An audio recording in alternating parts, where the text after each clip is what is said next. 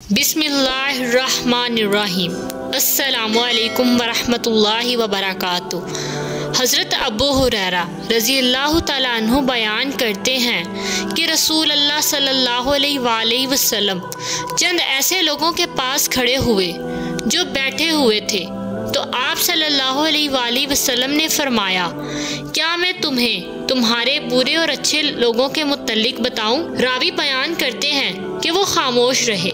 आप सल्लल्लाहु अलैहि वसल्लम ने 3 मरतबा ऐसे ही फरमाया तो एक आदमी ने अर्ज़ किया, ए अल्लाह के रसूल सल्लल्लाहु अलैहि वसल्लम, क्यों नहीं आप हमारे बुरे में से बेहतर के मुतल्लिक हमें ज़रूर बताएं।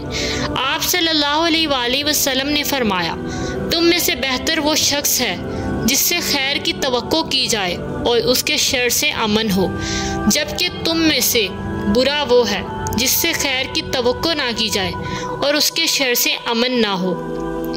हज़रत अबू हुरैरा रज़ियल्लाहु तआला अन्हु से रिवायत है कि रसूल अल्लाह सल्लल्लाहु अलैहि वसल्लम ने फरमाया, मोमिन उल्फत का मस्कन है और उस शख्स में से कोई खैर नहीं जो किसी से उल्फत नहीं रखता और ना उससे कोई उल्फत रखता है।